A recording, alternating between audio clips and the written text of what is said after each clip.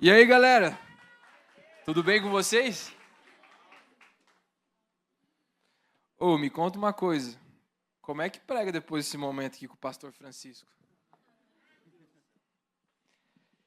Isso me emociona, e me emociona muito.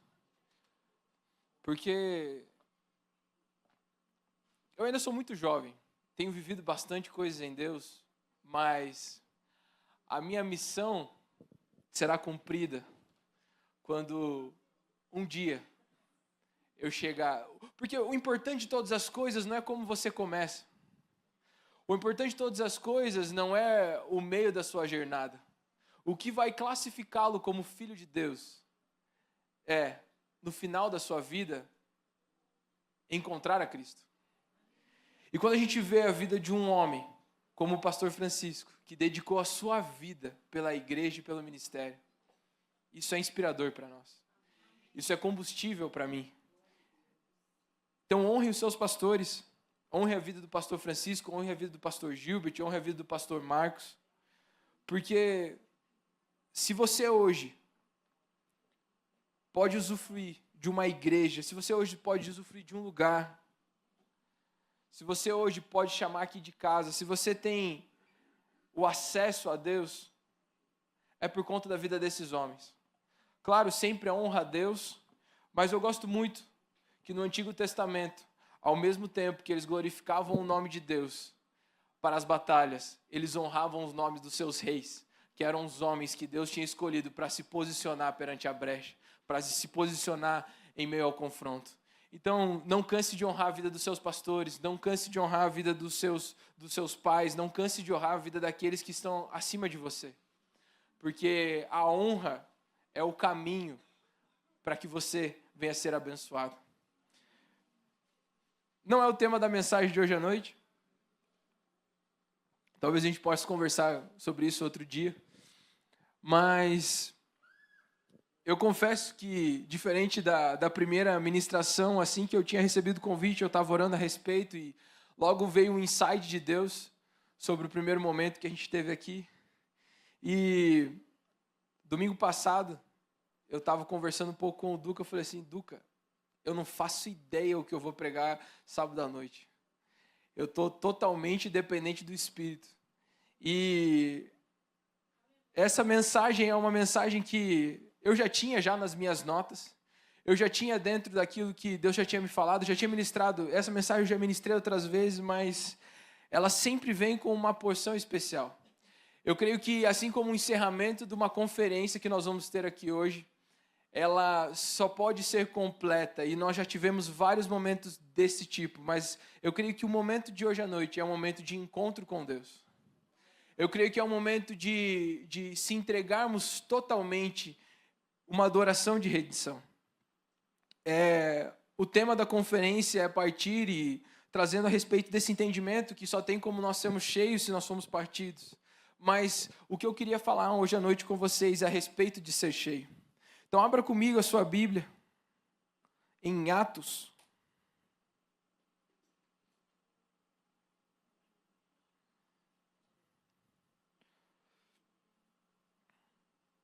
Atos no capítulo 2.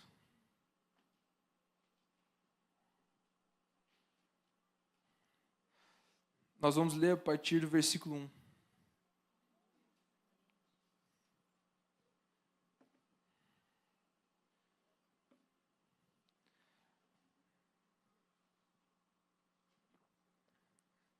Estou escutando as folhinhas para lá e para cá. Todo mundo achou aí? Atos capítulo 2, versículo 1 diz assim: Ao cumprir-se o dia dos Pentecostes, estavam todos reunidos no mesmo lugar. De repente veio do céu um som, como de um vento impetuoso, e encheu toda a casa onde estavam sentados. E apareceram, distribuídas entre eles, línguas como de fogo, as quais pousaram sobre cada um deles. Todos ficaram cheios do Espírito Santo e começaram a falar em outras línguas, segundo o Espírito lhes concedia que eles falassem. Eu amo muito esse texto de Atos 2, porque aqui, e introduzindo um pouco para vocês sobre a história, quando Jesus ele volta para os céus, ele fala a respeito do Consolador. Ele fala a respeito desse pós a sua ida ao céu. Ele fala na conversa com os seus discípulos na praia, ele fala que é melhor que ele vá. E naquele momento os discípulos não tiveram um pleno entendimento do que resultava Jesus ir. Eles não tinham a consciência do Espírito Santo, mas Jesus dá uma direção bem clara a respeito disso para eles, que era para eles permanecerem. E mais ou menos eram 500 que acompanharam esse processo da ressurreição de Jesus até a subida dele aos céus. Eram aproximadamente 500 discípulos, 500 pessoas que acompanharam o ministério de Jesus em todo o seu tempo, que estavam ali naquele dia da volta de Cristo aos céus. Porém, como vocês sabem, Jesus pediu para eles permanecerem. Mas não foram 500 que permaneceram. Aqui no dia do Pentecostes, tinham apenas 120 pessoas. 120 homens de Deus esperaram. 120 homens de Deus permaneceram. 120 homens de Deus perseveraram até que o Espírito Santo fosse derramado. E 120 homens, aqui no texto de Atos 2, foram cheios pelo Espírito de Deus. Isso remete à nossa realidade. Eu creio que Atos 2, onde começa a falar um pouco sobre a igreja primitiva, fala muito a respeito de eu e você. E quanto nós temos dado valor, permanecido e perseverado para com Deus? Quantos de nós e o quanto nós temos tempo para aguardar até que Deus se manifeste? Vivemos um dia, e eu digo muito isso porque a minha geração quer as coisas e deseja as coisas tudo para ontem. Tudo para ontem. Eu estava conversando um pouco ali atrás com os pastores aqui da igreja e falando a respeito de o entendimento sobre maturidade, o entendimento sobre o amadurecimento. O amadurecimento não tem nada mais que você faça. Claro, é necessário sim uma busca, é necessário aprendizado, é necessário entendimento. Porém, o amadurecimento ele vem com o tempo. Mas muitas vezes, o que nós estamos esperando de Deus, a gente acha que Deus está atrasado demais ou está demorando demais para se manifestar e acabamos saindo desse lugar. Acabamos saindo do lugar da presença, saindo do lugar que Deus pediu para que nós estivéssemos pela ansiedade do nosso coração ou então pelo movimento. Mas eu me levo a uma profunda reflexão a respeito desses 500. E eu começo a me perguntar, será que esses 500 realmente conheciam a Jesus? Esses 500 eles podem ter experimentado vários milagres e maravilhas de Deus, mas será que eles conheciam verdadeiramente a Jesus? Ou eles apenas sabiam quem Jesus era? Porque existe uma grande diferença entre você conhecer e você saber. Existe uma grande e imensa diferença. Por exemplo, um repórter de futebol, ele sabe muito bem a respeito de um jogador. Talvez ele possa saber a respeito tanto daquele jogador, muito mais do que a mãe daquele jogador, quando a gente fala sobre estatísticas futebolísticas. O repórter de futebol sabe quantos gols esse jogador fez, o repórter de futebol sabe, muitas vezes, todos os times que aquele jogou, mas quando nós pegamos a mãe desse jogador de futebol, uma mãe, ela vai conhecer muito mais a respeito do seu filho. Porque o saber não é suficiente, porque o saber ele não traz essa convivência e não traz vida e revelação. Não adianta nós sabermos sobre Deus, informações, ao cúmulo de informações. Escutamos diversas e várias pregações, se nós não tivermos a revelação de quem Deus é. A revelação de quem Deus é o que vai nos fazer conhecer a Deus e ser conhecido por Ele. Porque muitas vezes estamos dentro de uma tempestade, uma crise, e aqui eu falei a respeito hoje dos filhos que passam por esse processo, que apontam para um propósito eterno, mas muitas vezes você não está sendo nem conhecido por Deus e as dificuldades que eu e você estamos passando é referente à imaturidade das nossas decisões. Porque não conhecemos realmente a Deus. Temos só uma informação a respeito dele.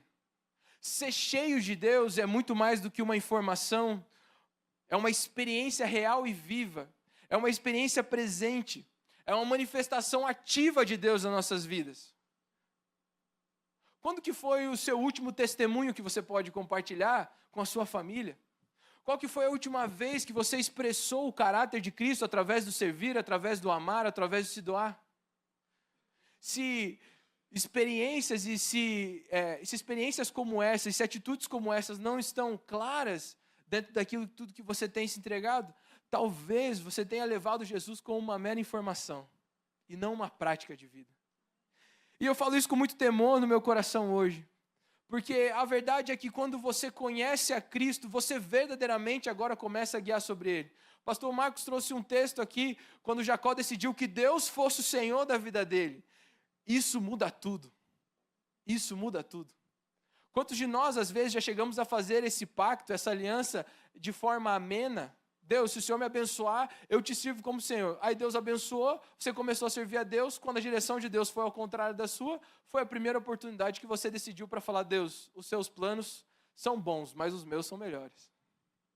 Quantos de nós, muitas vezes, caminhamos na direção desse lugar? Porque não entendemos e não conhecemos verdadeiramente esse Deus bom, que Ele não tem vontade de que nós passamos pelas dificuldades, mas sabemos que as dificuldades vai moldar o nosso caráter para com Ele. A verdade é que quando decidimos que Cristo habita em nós verdadeiramente, agora não são mais as nossas decisões que estamos caminhando, mas todas as decisões que tomamos representam e apontam para o caráter dEle. Porque quando temos Deus dentro do nosso coração, alcançamos a verdadeira plenitude. Entendemos a respeito desse Deus que nos preenche e não temos falta de nada. Quando entendemos o verdadeiro significado da palavra plenitude, que é nada ou faltar, talvez tenha coisas que você não tenha, mas isso nada ou falta. Eu gosto muito de trazer isso como exemplo. Eu tenho meus 2 avós por parte de pai vivos ainda. Graças a Deus eu tive a oportunidade de crescer na casa deles. E o meu avô, o vô Laurindo, ele não tem saúde, ele dificilmente anda, ele tem várias limitações físicas. O meu avô tem limitações na visão, ele tem, toda vez tem, o cílio do olho dele é para dentro, então volta e meia ele tem que fazer procedimento cirúrgico no olho, ou então a minha tia ir lá tirar o cílio.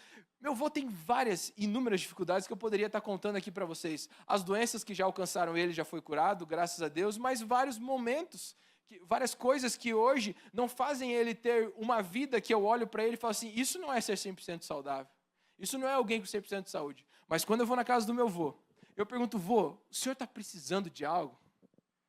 Ele olha para mim com um sorriso no rosto, apesar de todas as coisas, e fala assim: não, filho, está tudo perfeito, não preciso de nada não. Porque esse é o entendimento verdadeiro de plenitude. Por apesar de faltar muitas coisas para o meu avô, que eu olho para ele e falo assim, isso falta para ele, ele consigo mesmo, com o seu relacionamento para com Deus e com o seu entendimento de tudo aquilo que Deus já tem dado para ele é grato por isso. Ele é grato em receber todas essas coisas. Porque a plenitude, ela não fala a respeito daquilo que você está precisando, porque aqui, se fosse falar quem tem todas as coisas, seria muito fácil. Quem tem aqui helicóptero? Então, se não tem helicóptero, então quer dizer que está faltando alguma coisa. Quem tem avião? Está faltando uma coisa. Mas a plenitude não é a respeito de todas as coisas, mas é a respeito das coisas que te completam. Porque quando nós entendemos a quem pertencemos e o que nos preenche, nós alcançamos esse lugar de plenitude. Quando temos essa consciência a respeito de que podemos não ter todas as coisas, então, posso não ter um carro bom, posso não ter uma casa que é a casa dos meus sonhos, mas eu sei a quem eu pertenço, eu sei quem me preenche, eu sei o Deus que tem me conduzido e tem me guiado até aqui. Aí, se tornamos plenos para com Deus. A plenitude, ela sempre vai apontar para o propósito. Eu falei há pouco antes sobre a função do trigo e do pão. O trigo por si só não é pleno porque ele não alcançou a sua função por completo. Então nós precisamos ter esse entendimento que somente sendo cheios de Deus alcançamos esse lugar de plenitude. Alcançamos esse lugar que nada vai nos faltar. Que nada mesmo vai nos faltar. E o como ser cheio de Deus, ele é muito prático e constantemente está dentro das pregações da nossa igreja, constantemente está dentro da nossa música. Eu gosto dessa expressão que no cinema lá de Curitiba existia uma propaganda que sempre quando eu ia falar proibido fumar, proibido colocar o pé no assento da frente, proibido jogar o lixo no chão, sempre antes dessa propaganda eu falava assim, você já sabe, mas não custa lembrar.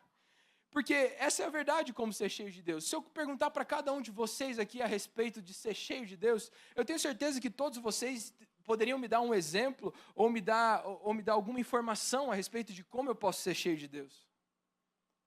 Mas quantos de vocês poderiam dizer verdadeiramente que conhecem a Deus? Quantos de vocês não iam partilhar somente uma informação para mim, mas iam partilhar vida? Porque essa análise a respeito de ser cheio de Deus começa dentro de nós. Começa de dentro para fora. É necessário constantemente estarmos fazendo essa autoanálise. Porque senão o tempo e os anos podem se passar e se esfriamos na igreja e não sabemos o motivo. Mas a verdade é que quando a informação ela não encontra uma ação efetiva, não acontece uma revelação a respeito de quem Deus é. Então talvez o Deus que você conheceu na sua conversão continua sendo na mesma profundidade do que você conhece até hoje. Mas esse não é o desejo de Deus. Um Deus que é infinitamente multiforme e tem várias maneiras de agir e de abençoar e de nos tocar. Às vezes eu fico imaginando Deus lá do céu, quando um filho dele decide se converter, e ele olha lá o Murilo, que agora entregou vida para Jesus, e Deus está aqui, com um sacolão de presente e de dádivas e de bênçãos que quer derramar sobre o Murilo. Mas aí o Murilo, ele simplesmente se converte e não tem mais interesse em saber quem Deus é, em viver para Deus. Acaba negligenciando a vida com Deus, acaba negligenciando entender e conhecer a Deus. Aí, Deus não pode fazer mais nada para com o Murilo. Porque esse Deus, que ele é infinito, ele só pode terminar a partir de quanto nós estamos abertos para receber dele. Deus é infinito em sua multiforme face. Deus é infinito em sua bondade, em suas bênçãos, em sua fidelidade. Deus é infinito em todas as coisas. Quem tem o potencial de limitarmos eles sou eu e você. A busca constante, o rendimento total, a fuga do pecado, são coisas que fazem com que nós cada vez mais sejamos cheios de Deus. Cada vez mais que nós venhamos ser transformados. Permitir que Deus nos transforme pelo interior, evitando meramente uma aparência de adoração. Reafirmando um relacionamento íntimo com Deus. Entender e conhecer verdadeiramente a Deus, vivamente, não apenas de mera informação. É o que eu e você devemos procurar fazer. É o relacionamento que Deus espera ter para conosco. Eu poderia aqui ficar contando um dia inteiro a respeito da bondade de Deus. Mas muito mais do que isso, o meu desejo é que vocês decidam viver esse caminho com todo o coração de vocês, com toda a busca, com toda a intensidade, com todo o fervor. A transformação do caráter de Cristo, a transformação contínua para ser similar ao caráter de Cristo, é algo que eu e você precisamos buscar. O servo bom e fiel, ele foi encontrado dentro do pouco. Então, eu não sei qual é a situação que você está passando hoje, se é pouco emocionalmente, financeiramente, sendo que aquilo que Deus tem confiado para você, e aqui eu não estou descartando a parte de você se profissionalizar, de você buscar um curso fora, não, isso tudo é necessário. Mas ter um entendimento que aquilo que Deus tem dado para você hoje, o caminho para que você venha a ser cheio, vai fazer total diferença na sua vida. O acesso que Deus tem te dado vai fazer total diferença na sua vida. Eu conheço várias pessoas que podemos assim considerá-los pessoas que são, entre aspas, maus discípulos. Eu acho que não acontece aqui em BH, só acontece lá no Alcance Curitiba, lá. Muita gente que chega no Alcance e fala assim, eu quero ser pastoreada pelo pastor Luciano Subirá. E aí chega lá na igreja, aí, olha, pastor Luciano Subirá, ele só pastoreia os pastores da nossa igreja. Então quem que é o pastor aqui? É o pastor Marciano Hortêncio. Então eu quero ser discipulado por ele. Não, olha, então o pastor Marciano Hortêncio também só pastoreia os pastores da nossa igreja. Não, então, se não é nem o Luciano nem o Marciano, para mim não serve. Eu estou abandonando aqui essa igreja porque eles não têm tempo e não têm cuidado para mim. Eu conheço vários e inúmeros pessoas que acham que precisam ser discipuladas por alguém da alta estatura, acham que precisam ser cuidadas e pastoreadas por alguém que seja espiritualmente grande, mas a verdade é que eles ainda nem entenderam o que é ser discipulado por Cristo. Eles nem entenderam o que é ser plenos. O discipulado, o pastoreio é uma verdade que deve ser vivida. Mas antes disso, o ponto inicial dessa jornada é no seu relacionamento para com Deus. O ponto inicial dessa jornada é você se tornar pleno em Deus, em você ser conhecido por Deus, não ter Deus meramente como uma informação, mas ter Deus como um conhecer, como um viver, como uma vida viva e ativa. Eu sei porque várias vezes eu cheguei para o meu pastor pedindo uma poção milagrosa, uma bênção celestial que acabasse com todos os problemas. Mas a verdade é que antes precisamos entender e ser discipulados por Deus, antes de sermos discipulados e cuidados pelos nossos pastores, pelos nossos líderes. Deus não tem filhos perfeitos. Então, se o medo de você se dedicar a esse lugar, a conhecer a Cristo, tem sido porque um medo de rejeição para com Deus, tem sido um medo de rejeição para com o seu líder, para com o seu pastor, esquece isso. Deus não tem filhos perfeitos e Deus não espera filhos perfeitos. Deus espera filhos verdadeiros, que tenham um coração íntegro, dispostos a se tornarem parecidos com Ele. Eu me recordo que, quando eu estava nesse processo de conhecer a Júlia, algo que quebrantou o meu coração e fez viver profundamente esse conhecer a Deus, foi um dia que eu cheguei para o meu pastor e falei assim: pastor, é o seguinte, eu estou conhecendo a Júlia é a minha esposa, ela é filha de um pastor da igreja também, muitos anos, conheço ela há muitos anos, do nada aconteceu, a história é muito doida, mas do nada eu olhei para ela, olhou para mim, foi tipo uma cena de filme, eu estou brincando, não foi tão romântico assim não, a parte o testemunho da mulher é muito mais romântico do que os nossos, né? Eu olhei para ela e falei assim: é bonita, é de Deus, vamos. O testemunho dela é muito mais lindo, ela conta outro dia para vocês, ela escreveu cartas a respeito do marido dela e tal, e aí no fim era essa latinha aqui. Mas eu me recordo que nesse momento, quando estava nesse tempo de conhecer ela, eu peguei e falei para o meu pastor, falei assim: pastor, eu estou conhecendo ela, o pastor Rafael Barbosa, compartilhei com ele, falei assim: como que eu faço? O que eu faço agora e tal? E tivemos uma conversa, eu lembro bem o dia certo, era uma quinta-feira. Tivemos uma conversa, 3 horas de conversa, eu com o meu pastor.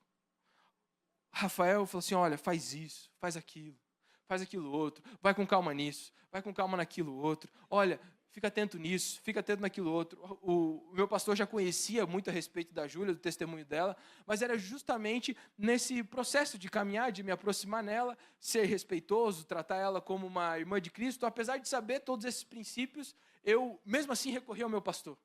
Pastor, cuida de mim, cuida do meu coração e tudo mais. E aí eu me recordo que no sábado, teve culto de jovens, eu encontrei com ele. No começo do culto, eu falei assim: pastor, no final posso conversar com você? Ele falou: pode. Quando acabou o culto, sentei com ele e falei assim: pastor, o negócio é o seguinte, fiz tudo errado, atropelei todos os processos, passei por cima daquilo que você falou para mim não falar, falei coisa a mais que eu não deveria ter falado, atropelei tudo, o que eu faço agora? E outra coisa, naquela conversa que eu falei para você, eu não falei tudo, tem isso também, que eu já tinha me atravessado nisso, já tinha entrado nisso, e ali naquele momento, meu pastor pôde guiar e discipular meu coração. Graças a Deus, tudo que estava sendo conversado era a respeito de como eu deveria proceder, e em nenhum momento defraudei a Júlia, ou então machuquei o coração dela, mas foi quase, por conta da ansiedade do meu coração. Mas graças a Deus, tinha alguém na minha vida que tinha a voz, que poderia e que pôde, naquele momento, fazer com que eu me tornasse mais parecido com Cristo. A partir do momento que você começa a decidir conhecer a Deus, Deus também começa a colocar os seus conhecidos, para que o seu coração venha a ser moldado, para que o seu coração venha a se tornar parecido com Ele. Porque o intuito de conhecermos a Deus é alcançarmos até essa medida de plenitude. Mas nesse caminho, também existem muitos obstáculos. E a verdade é que, quando nós paramos meramente no quesito da informação, quando chegamos em nossos cultos, um louvor bom, que tocou aquela música que você gosta, te satisfaz. Isso é muito pouco. Quando nós temos um Deus que é uma fonte inesgotável, e nós ficamos satisfeitos apenas com um culto na semana, quando nós temos esse Deus que é dadivoso e bondoso, querendo depositar tudo para os seus filhos, e nós se relacionamos apenas com Ele uma vez por mês ou em um devocional por semana, é muito pouco. Porque o desejo de Deus é derramar sobre nós fontes ilimitadas do seu caráter, das suas virtudes, das suas bondades. O que nos atrapalha de ser plenos é porque nós estamos cheios de coisas que não iremos levar para a eternidade. Cheios de lixo. Chegamos nos nossos cultos esperando que Deus nos enche. Mas a verdade é que, assim como o Duca ministrou, estamos cheios de nós mesmos. Cheios de entretenimento, cheios das coisas que satisfazem o nosso ego ou amaciam o nosso eu. E aí Deus derrama.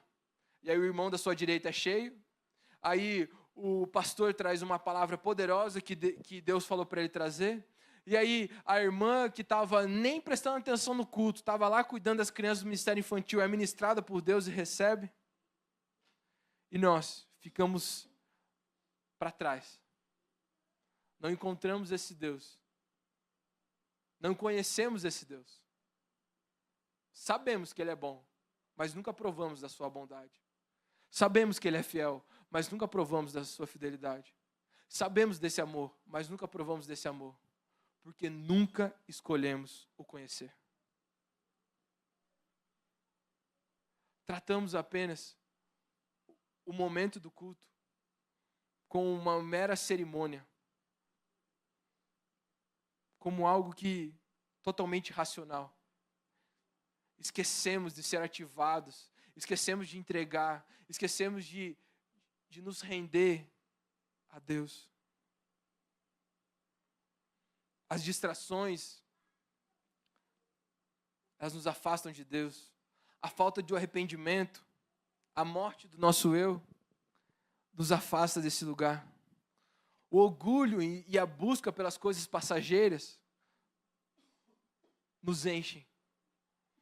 E quando nós chegamos perante a Deus e pedimos, e pedimos, e pedimos, e pedimos, e achamos que Deus não está derramando, a verdade é que não tem mais espaço dentro de nós para aquilo que Deus quer fazer. A superficialidade, a terceirização da responsabilidade como filhos de Deus, e uma rotina de até mesmo da leitura da palavra, mas só por conveniência, sem paixão, já endureceu o nosso coração. Não estamos mais dispostos a receber o novo de Deus.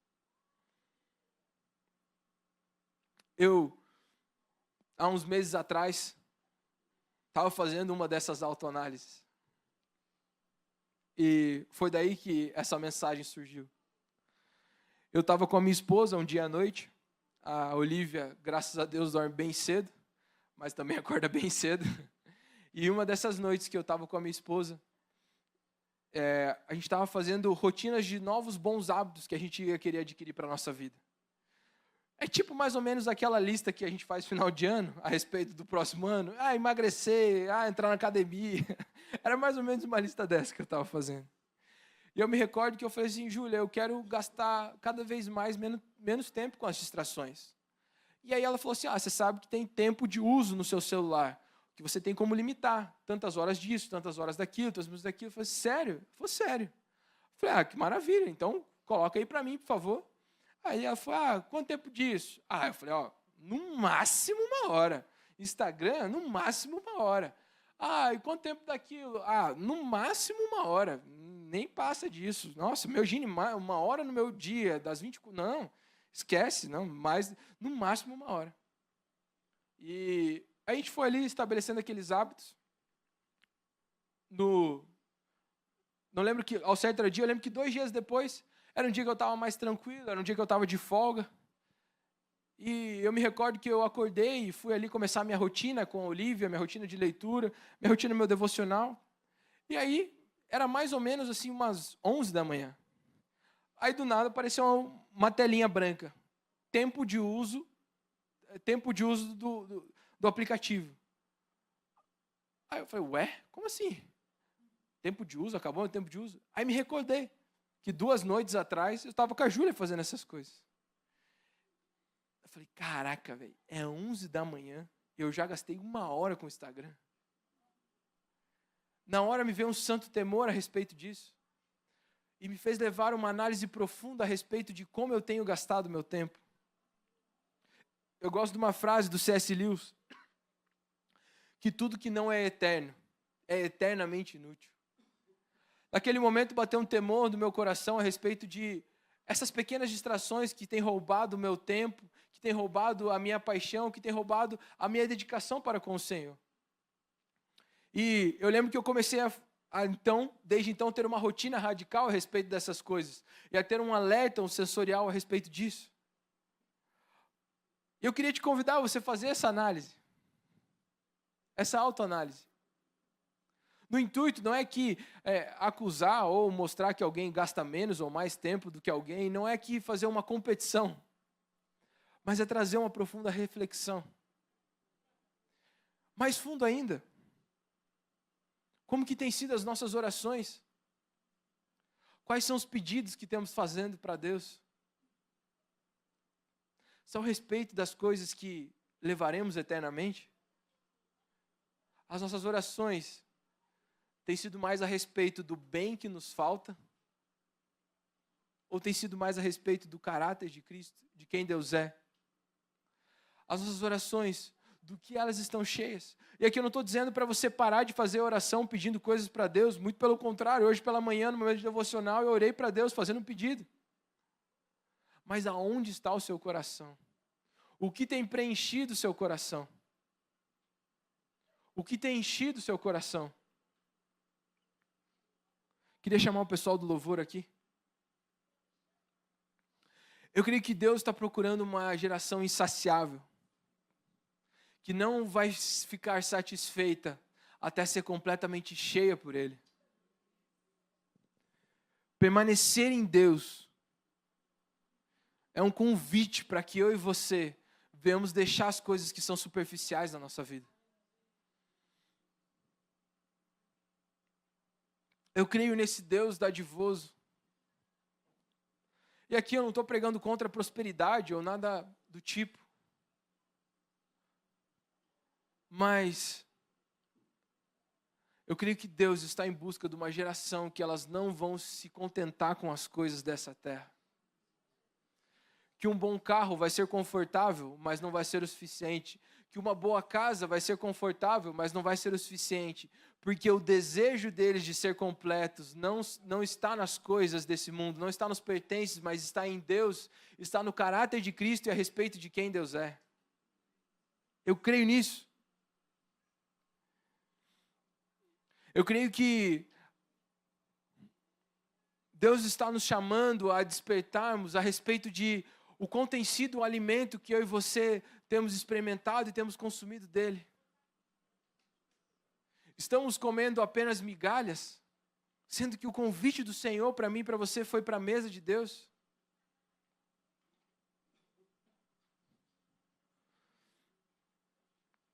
Permanecer em Deus, ser cheio por Ele, é ter tudo que realmente importa, é ter tudo que você precisa. Gostaria de convidar você a ficar de pé.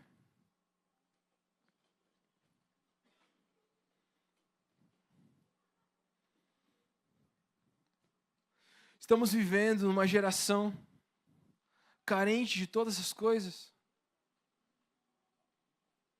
pessoas famintas buscando por esse pão. Dentro de nossas escolas, dentro dos nossos trabalhos, dentro das nossas faculdades, dentro dos nossos grupos de convívio, muitas vezes dentro da nossa família.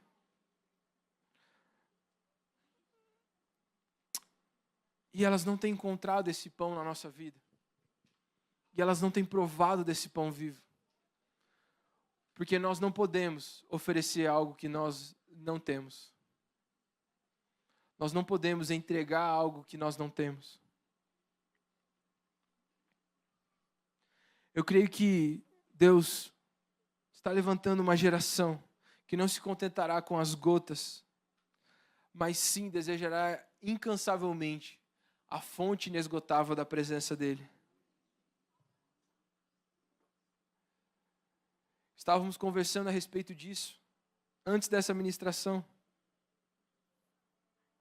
sobre essa parte de que se não haver revelação, se não haver o encher do Espírito e a manifestação de Deus dentro das nossas vidas, não vamos conseguir ter um relacionamento com Ele. Um casamento, a intimidade dentro de um casamento, ela faz parte desse relacionamento. E a intimidade, ela não é o que sustenta um relacionamento. Nunca isso. Vocês estão solteiros? Vai tirando o cavalinho da chuva? Mas esse conceito a respeito de intimidade, que ela não é o combustível de um casamento, mas é o que ela evidencia a respeito do relacionamento. Quanto tem sido os momentos que você tem tido intimidade com Deus? Porque elas vão dizer a respeito de como tem sido o seu relacionamento, como tem sido a sua interação para com Deus. O quanto você tem dedicado de tempo em conhecer a Deus verdadeiramente. Qual foi a última vez que você rasgou o seu coração para com Ele e entregou tudo que você tinha?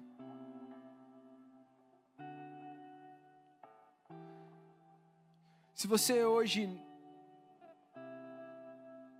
está aqui e tem sentido o seu relacionamento para com Deus um pouco frio, ou então um pouco ameno, saiba que não vai ser uma mensagem que vai mudar a sua vida, mas vai ser uma decisão. Vai ser você decidir em conhecer e ter relacionamento com Cristo. Vai ser uma decisão que precisa ser tomada hoje na sua vida. Mas eu creio que do fundo do meu coração, hoje o que o Senhor marcou conosco foi um encontro. Querendo reafirmar a respeito da sua identidade como filho. Confirmar a respeito de o quanto Deus espera e aguarda por esse relacionamento.